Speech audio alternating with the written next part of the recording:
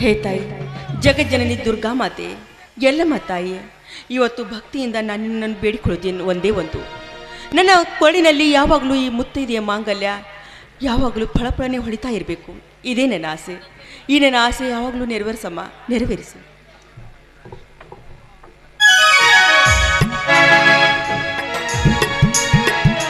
ಶ್ರೀದೇವಿ, ಇಂದು ಯಾವ ಸಂದರ್ಭದಲ್ಲಿ ತೊಡಗಿಕೊಂಡಂತೆ ಕಾಣುತ್ತಿರುವೆ? ಸ್ವಾಮಿ, ಇವತ್ತು ವರಮಹಾಲಕ್ಷ್ಮಿ ಹಬ್ಬ. ಅದಕ್ಕಾಗಿ ಬೆಳಗಿನ ಎದ್ದು ನಾನು ಪೂಜೆ ಮಾಡಿದೆ. ನನ್ನ ಪತಿಗೆ ಆಯುಷ್ಯ ಆರೋಗ್ಯ ಭಾಗ್ಯ ಕೊಡು ಅಂತ. ಅಷ್ಟೇ ಅಲ್ಲ, ನನ್ನ ಮಾಂಗಲ್ಯದ ಯಾವಾಗಲೂ ನನ್ನ ಕೊಳ್ಳಲ್ಲಿ ಮಿಂಚುತ್ತಿರಬೇಕು. ಈ ಮಾಂಗಲ್ಯ ಭಾಗ್ಯ ಯಾವಾಗಲೂ ಗಟ್ಟಿಯಾಗಿರ್ಬೇಕಂತ ದೇವರಲ್ಲಿ ಬೇಡ್ಕೊಂಡೆ.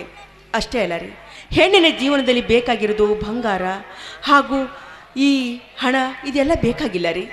ನಾವು ಈಗ ಬೇಕಾಗಿದ್ದು ಮುಖ್ಯವಾಗಿ ಈ ಮಾಂಗಲ್ಯ. ಈ ಮಾಂಗಲ್ಯ ಒಂದಿದ್ದರೆ ಸಾಕು, ಅವಳಿಗೆ ಎಲ್ಲಿಲ್ಲದ ಶಕ್ತಿ. ಅದಕ್ಕಾಗಿ ಆ ದೇವರಲ್ಲಿ ಬೇಡ್ಕೊಳ್ತಾ ಇದ್ದೆ. ನೀವು ಕೂಡ ನಾನು ಯಾವಾಗಲೂ ಮುತ್ತೈದೆಯಾಗಿ ಬಾಳಲಿ ಅಂತ ನನಗೆ ಆಶೀರ್ವಾದ ಮಾಡಿ.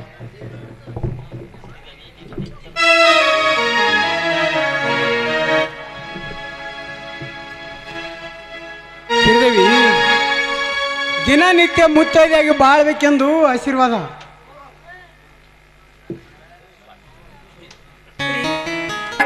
ಇದೇನು, ನೀವು ಆಶೀರ್ವಾದ ಮಾಡುವಾಗ ಒಂದು ದೀಪ ಆರಿ ಹೋಯ್ತಲ್ಲ, ಯಾಕೋ ಏನೋ ನನಗಂತೂ ತುಂಬ ಭಯ ಆಗ್ತಾ ಇದೆ. ಮತ್ತೆ ನನ್ನ ಜೀವನದಲ್ಲಿ ಕರಾಳ ಛಾಯೆ ಮೂಡಿತು. ನನ್ನ ಹೃದಯದಲ್ಲಿ ಹೀಗೆ ಕಾಣಿಸ್ತಾ ಇದೆ, ನನ್ನ ಮಾಂಗಲ್ಯಕ್ಕೆ ಏನಾದರೂ ಆಪತ್ತು ಬಂದಿರಬಹುದೇನು?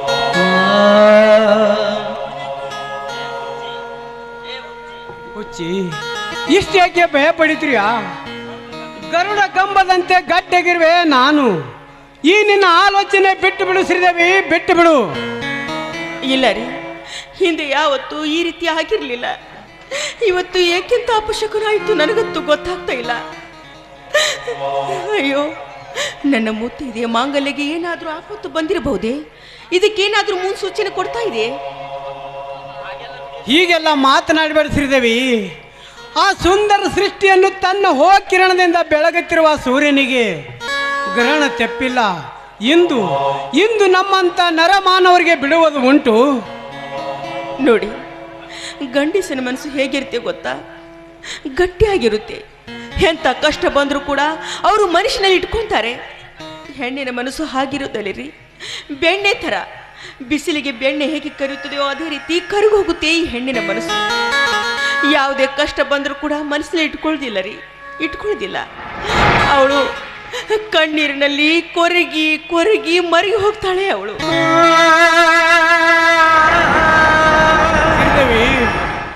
ಭಯ ಎಂಬ ಭೂತನ ಭವನೆಯಲ್ಲಿ ಬಿಟ್ಟು ಪ್ರೇಮಿ ಎಂಬ ನನ್ನ ಬಾಳ ಬಂಧನದಲ್ಲಿ ಬಿಗಿದಪ್ಪಿಕೊಳ್ಳಬಾರೇ ನನ್ನ ಬಂಗಾರಿ. ಏನ್ರಿ ನಿಮ್ಮ ಮಾತು? ಏನ್ ನಿಮ್ಮ ಒಗಟು? ಗಾನೆಂಬ ಸರ ಸೋಸಿ ಭಯ ಎಂಬುದನ್ನು ಬಡಿದು ಓಡಿಸಬಾರೇ ನನ್ನ ಶ್ರೀಮತಿ. ಏನ್ರಿ ನೀವು?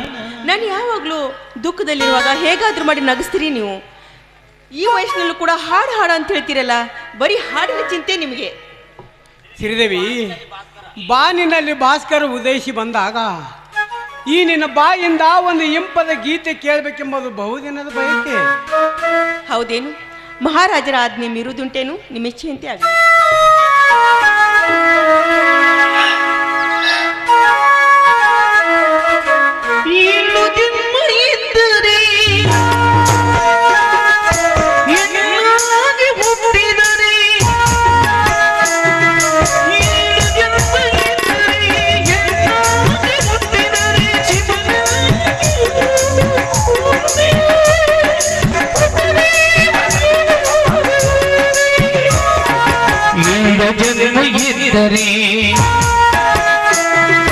ಗಂಡಾಗಿ ಹುಟ್ಟಿದರೆ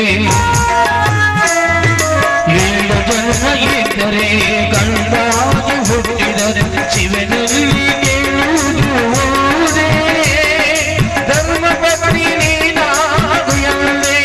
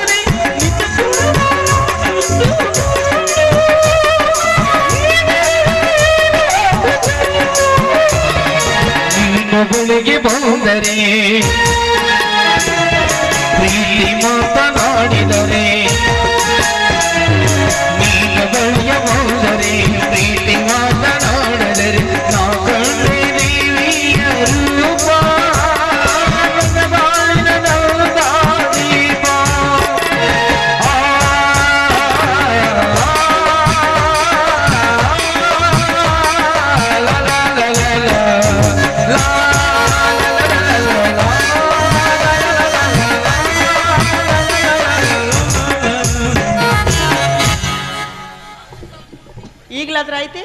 ನಿಮ್ಮ ಮನಸ್ಸಿನ ಮಾತು ಏನಾಯ್ತು? ಅದೆಲ್ಲ ಹೋಗ್ಲಿ, ನನ್ನ ಮೈದುನೆ ಎಲ್ಲಿಗೆ ಹೋಗಿದ್ದಾರೆ ಅಂತ ವಿಚಾರ ಮಾಡ್ತಿದ್ರೇನು? ಪಕ್ಕದ ಊರಿನಲ್ಲಿ ಅದೇನೋ ಸ್ಪರ್ಧೆ ಇದೆ ಅಂತೆ, ಅದು ಅಲ್ಲದೆ ಕೆಲಸ ಇದೆ ಅಂತ ಹೋಗಿದ್ದಾನೆ. ಈಗ ಬಂದರೂ ಬರಬಹುದು. ನೋಡಿ, ನೀವು ಹೊಲಕ್ಕೆ ಹೋಗಿ ಕೆಲಸ ಮಾಡಿ ಬೇಗನೆ ಮನೆಗೆ ಬಂದ್ಬಿಡಿ. ಆಗಲ್ ಶ್ರೀದೇವಿ.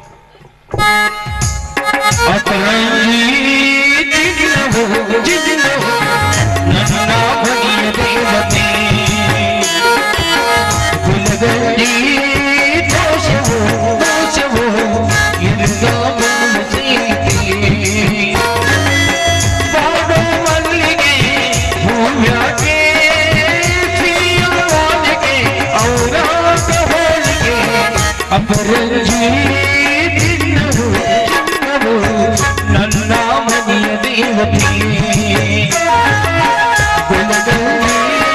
ದೋಷವು ದೋಷವು ಇಲ್ಲದ ಬಾಳು ಸ್ನೇಹಿತೆ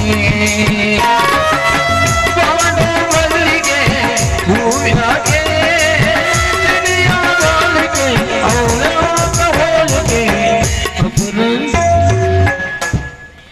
मुझे पीने का शौक नहीं पीता हूँ बनाने को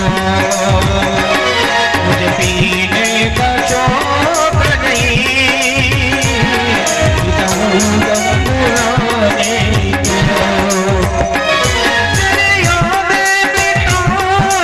को तेरी यादें मिटाने को तेरी यादें मिटाने को ಅಮ್ಮ, ಅಪ್ಪ, ನಾನು ಯಾವ ತಪ್ಪು ಮಾಡಿದ್ದೇನೆ ಎಂದು ಈ ಹಾಳ ಪ್ರಪಂಚಕ್ಕೆ ನನ್ನನ್ನು ಒಪ್ಪಿಸಿ ನೀವು ಪರಲೋಕಕ್ಕೆ ಪ್ರಯಾಣ ಬೆಳೆಸಿರುವೆ. ಹೇಳಮ್ಮ, ಹೇಳ.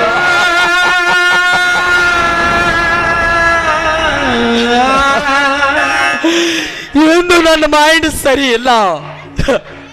ಇದನ್ನೆಲ್ಲ ಸರಿಪಡಿಸಿಕೊಳ್ಳಬೇಕಾದ್ರೆ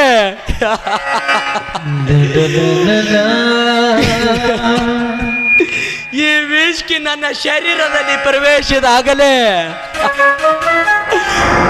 ಶಾಂತವಾಗುತ್ತದೆ ಈ ನನ್ನ ಮನಸ್ಸು.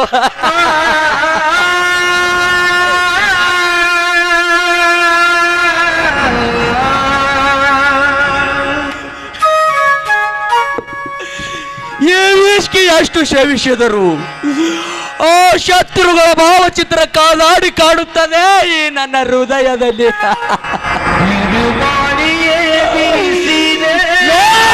ಸೊಕ್ಕಿನ ಸೊಳೆ ಮಕ್ಕಳ, ನಿಮ್ಮ ಶರೀರವನ್ನು ಶವದಂತೆ ಸೀಳಿ ಸುಳಿಯಂತೆ ವಶಕ್ಕೆ ಹಾಕುವೆ ಈ ನನ್ನ ಅಸ್ತ್ರದಿಂದ. ಅಂದಾಗ ಅಂದಾಗ ನನ್ನ ಕ್ರಾಂತಿಯ ಕಿಡಿನಂದಾಗ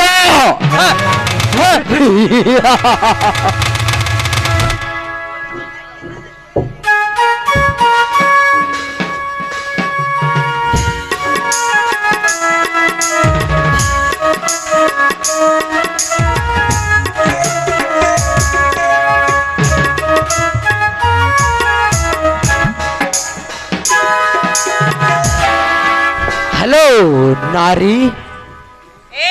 ನಾನು ನಾರಿಯಲ್ಲ, ನನ್ನ ಹೆಸರು ರಾಜೇಶ್ವರಿ. ವಾಹ್, ಮೆಚ್ಚಿದೆ ನಿನ್ನ ಸ್ವಚ್ಛವಾದ ಹೆಸರಿಗೆ. ಅಂದಿನ ರಾಜಮನಿತನದ ಹೆಣ್ಣು ಇಂದು ಕಣ್ಣು ತುಂಬ ಕಾಣುವ ಅದೃಷ್ಟ ನನ್ನದಾಯ್ತಂದರೆ ತಪ್ಪಾಗಲಿಕ್ಕೆ ಇಲ್ಲ. ಏಯ್ ಮಿಸ್ಟರ್, ಮರ್ಯಾದೆ ಕೊಟ್ಟು ಮಾತಾಡು. ಏನು ಮರ್ಯಾದೆಯಾ?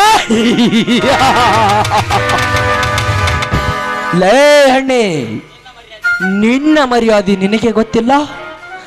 ಬಟ್ ಮರ್ಯಾದೆ ಎಂಬ 3 ಅಕ್ಷರ ಮರೆತು ತೊಡೆ ಕಾಣುವ ಹಾಗೆ ಮೀಡಿ ತೊಟ್ಟು ಬೀದಿ ಬೀದಿ ತಿರುಗುವ ಬಜಾರಿ ಹಣ್ಣುನೇ ನಿನಗೆ ನಾನು ಮರ್ಯಾದೆ ಕೊಡಬೇಕೆ? ಏ ಮಿಸ್ಟರ್, ನಾನು ಯಾರು ಗೊತ್ತೋ?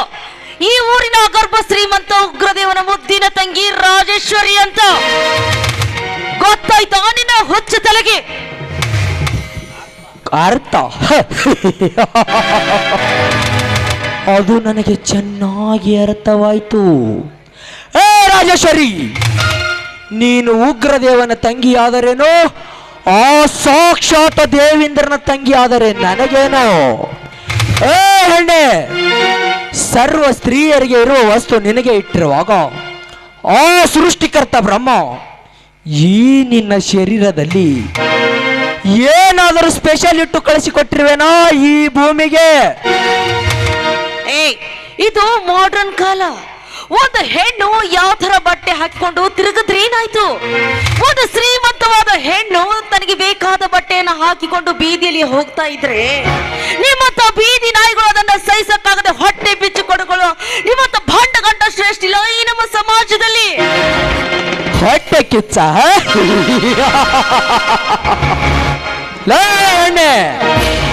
ಮೆಚ್ಚಬೇಕು ನೀವು ಉಚ್ಚರಿಸಿದ ಮಾತಿಗೆ ಈ ಪ್ರಪಂಚದ ಚಕ್ರವರ್ತಿಗಳು. ಯಾರು ಮೆಚ್ಚಿದ್ರೇನು ಯಾರು ಬಿಟ್ರೇನು ನೋಡು, ನನಗೆ ಹೇಗ್ ಬೇಕಾದ್ರೂ ಬಟ್ಟೆ ಹಾಕೋತೀನಿ, ಅದು ನನ್ನ ಇಷ್ಟ. ನನ್ನ ಇಷ್ಟದಂತೆ ಬಟ್ಟೆ ಹಾಕಿಕೊಂಡು ಸಚೇತವಾಗಿ ಹಾರಾಡ್ಬೇಕನ್ನೋ ಚಲುವಿನ ಚಿತ್ತಾರದ ಹೆಣ್ಣು ನಾನು. ಅಲ್ಲಿ ನೋಡು ಆ ಪ್ರಕೃತಿ, ಅದನ್ನು ನೋಡಿದರೆ ಆಗುವುದು ಆಕೃತಿ. ನಿಮ್ಮಂತ ಹೆಣ್ಣುಗಳು ಮರೆತಿದ್ದಾರೆ ಇಡೀ ನಮ್ಮ ಭಾರತ ದೇಶದ ಸಂಸ್ಕೃತಿ. ಈ ವೇಷಭೂಷಣ ಧರಿಸಿದಕ್ಕಾಗಿಯೇ ನಡೆಯುತ್ತದೆ ವಿಕೃತಿ. ಸಾಕು ನಿಲ್ಲಿಸೋ ಈ ನಿನ್ನ ಪುರಾಣದ ಕಥೆಯನ್ನು. ನೋಡು, ಇದೆಲ್ಲ ಸುವರ್ಣ ಯುಗ. ನನ್ನ ಹತ್ರ ಆಸ್ತಿ ಇದೆ, ಅಂತಸ್ತಿದೆ, ಐಶ್ವರ್ಯವಿದೆ. ನಾನು ಹೇಗ್ ಬೇಕಾದ್ರೂ ಬಟ್ಟೆ ಹಾಕೋತೀನಿ, ಹೇಗ್ ಬೇಕಾದ್ರೂ ತಿರುಗ್ತೀನಿ. ಅದನ್ನ ಕೇಳೋದಕ್ಕೆ ನೀನು ಅಲ್ಲ, ನಿಮ್ಮ ಅಪ್ಪನೂ ಅಲ್ಲ. ಈ ಸಮಾಜದಲ್ಲಿ ಒಂದು ಹೆಣ್ಣಿಗೂ ಒಂದು ಗಂಡಿಗೂ ಹಕ್ಕಿದೆ. ಹೀಗಿರ್ಬೇಕಾದ್ರೆ ಮೈ ತುಂಬಾ ಸೀರೆ ಹಾಕಿಕೊಂಡು ಸಂಸ್ಕೃತ ಸಂಪ್ರದಾಯಿಸುವ ಹೆಣ್ಣು ನಾನಲ್ಲ. ನೋಡು, ಒಂದು ಹೆಣ್ಣಿನ ಹತ್ರ ಹಣ ಇರೋದಿಲ್ಲ. ಆ ಹೆಣ್ಣು ತನಗೆ ಬೇಕಾದಾಗ 100, 200 ಕೊಟ್ಟು ಸೀರೆ ಹಾಕಿಕೊಳ್ತಾಳೆ. ಆದ್ರೆ ನಾನು ಹಾಗಲ್ಲ. ನಾನೊಬ್ಳು ಶ್ರೀಮಂತ ಕುಮಾರಿ. ನನ್ನ ಹತ್ರ ಆಸ್ತಿ ಇದೆ, ಅಂತಸ್ತಿದೆ. ನೀನು ಹಾಗೆ ಸಾಕಷ್ಟು ಆಳುಗಳು ನನ್ನ ಮನೆಯಲ್ಲಿ ಬಿತ್ತಿದ್ದಾರೆ. ಹೀಗಿರುವಾಗ ನಾನು ಯಾವ ಬಟ್ಟೆ ಹಾಕಿಕೊಂಡು ಶ್ರೀಮಂತ ರಾಣಿಯಾಗಿ ತಿರುಗ್ತೀನೋ ಈ ಸಮಾಜದಲ್ಲಿ? ಅದು ಅರ್ಥ ಆಯ್ತಾ ನಿನಗೆ? ಲೇ ರಾಜಿ, ನಿಮ್ಮಂತ ಶ್ರೀಮಂತ ಮಹಾರಾಣಿಯರ ಸಾಧನೆಯನ್ನು ಸಾರಿ ಹೇಳುವೆ ತಿಳಿದುಕೋ. ತೊಡೆ ಕಾಣುವ ಹಾಗೆ ಮೀಡಿ ತೊಟ್ಟು ಬಡ ಹುಡುಗನಿಗೆ ಪ್ರೀತಿಯ ಹುಚ್ಚು ಹಿಡಿಸಿ ಮರ್ಡರ್ ಮಾಡಿಸಿದ ಶ್ರೀಮಂತ ಮಹಾರಾಣಿಯರಷ್ಟಿಲ್ಲ ಈ ನಿನ್ನ ಸಮಾಜದಲ್ಲಿ. ಇನ್ನು ತನ್ನ ಕಾಮದ ಪಿತ್ತ ನೆತ್ತಿಗೇರಿ ಕಂಡ ಹುಡುಗರನ್ನು ಕ್ಲಬ್ಬಿನಲ್ಲಿ ಒಯ್ದು ತನ್ನ ಕಾಮದ ದಾಹ ತೀರಿಸಿಕೊಂಡ ಶ್ರೀಮಂತ ಮಹಾರಾಣಿಯರಷ್ಟಿಲ್ಲ ಈ ನಿನ್ನ ಕಲಿಯುಗದಲ್ಲಿ. ಲೇ ರಾಜಿ, ಹಣ ಇದೆ ಎಂದು ಮೆರೆದಾಡುವ ಪ್ರತಿಯೊಂದು ಹೆಣ್ಣು, ಅದರಲ್ಲಿ ನೀನು ಕೂಡ ಒಬ್ಬಳು ಶ್ರೀಮಂತ ಮಹಾಸೂಳೆ. ಏನಂದ್ಯೋ ಬ್ಲಡಿ ಬಿಚ್? ನನಗೆ ಶ್ರೀಮಂತ ಸೂಳೆ ಅಂತ ಬಗತೀಯೋ? ಇನ್ನೊಂದು ಸಾರಿ ಬಗತ್ತೇನು? ಲೇ ರಾಜಿ, ನನ್ನನ್ನು ಹೊಡೆಯಲು ಕೈ ಎತ್ತಿದೆಯಲ್ಲ, ನಾನು ಬಿಡೋ ಉಸಿರಿಗೆ ನಿಮ್ಮಂತ ಶ್ರೀಮಂತ ಮಹಾರಾಣಿಯರು ಧರಿಸಿದ ಉಡುಪು ಕಲಿಚಿ ನೆಲಕ್ಕೆ ಬೀಳೋದು. ಅಂಥದರಲ್ಲಿ ನನಗೆ ಕೈ ಎತ್ತಿದೆಯಾ ಎಣ್ಣೆ? ಅದಕ್ಕೋಸ್ಕರ ನಾನು ಹಾಕುವೆ ನಿನಗೊಂದು ಷರತ್ತು. ಇದಕ್ಕೆ ಒಪ್ಪದಿದ್ದರೆ ನಿನಗೆ ಬರುವುದು ಆಪತ್ತು. ಆಮೇಲೆ ತಿಳಿಯುತ್ತದೆ ಈ ಟೈಗರ್ ಹರಿಚಂದ್ರನ ಟಾರ್ಗೆಟ್. ಯಾವುದೋ ನಿನ್ನ ಷರತ್ತು? ಈಗ ನೀನು ಒಂದು ಹಾಡು ಹೇಳಬೇಕು. ಇದು ಇಲ್ಲ ಅಂದ್ರೆ? ಅದು ಇಲ್ಲ ಅಂದ್ರೆ ಈ ನಿನ್ನ ಕೆನ್ನೆಯಿಂದ ನನ್ನ ಕೆನ್ನೆಗೆ ಕೊಡಲೇಬೇಕು ಸಿಹಿ ಮುತ್ತು. ನಾನು ನಿನಗೆ ಮುತ್ತು ಕೊಡಬೇಕು? ನೀನು ಕೇಳಾಗಿ ಬಂದು ನಿನಗೆ ಮುತ್ತು ಕೊಡೋದಕ್ಕೆ ನಾನೇನು ನೀ ಇಟ್ಟುಕೊಂಡ ಸೂಳೆ ಅಲ್ಲ, ಮಾಡಿಕೊಂಡ ಹೆಂಡತಿನೂ ಅಲ್ಲ. ನಾನು ನಿನ್ನ ಹೆಂಡತಿ ಅಂತ ತಿಳ್ಕೊಂಡಿದ್ಯಾ? ನೋಡು, ಮುತ್ತು ಅನ್ನೋದು ಈ ಜನ್ಮದಲ್ಲಿ ಸಾಧ್ಯ ಇಲ್ಲ ಅಂತ ತಿಳ್ಕೊ. ಮುದ್ದಕ್ಕೂ ಮೀರಿ ನಾನು ಬೇಕಾರಿ ಹೆಣ್ಣು ಅಂತ ತಿಳ್ಕೊಂಡಿದ್ಯಾ? ನಾನು ಮನಸ್ಸು ಮಾಡಿದ್ರೆ ನಿನ್ನಂಥ ನಾಯಿಗಳು ನನ್ನ ಮನೆ ಬೀದಿಯಲ್ಲಿ ಬೀಳ್ತಾರೆ. ಮುತ್ತು ಕುಡದಿದ್ದರೆ ಒಂದು ಹಾಡು ಹೇಳು. ಅದು ಇಲ್ಲ ಅಂದ್ರೆ ಏನು ಮಾಡ್ತೀಯಾ? ಅದು ಇಲ್ಲ ಅಂದ್ರೆ ಈ ಜಗದಲ್ಲಿ ನೀನೇ ಇರೋದಿಲ್ಲ.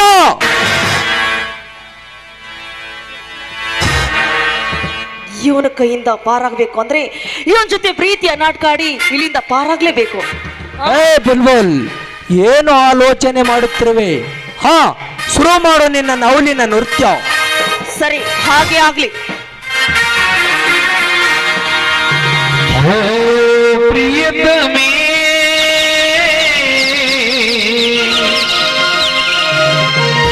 ಬಾ ಪ್ರಿಯತಮೇ ಬಾ ಪ್ರಿಯತಮೇ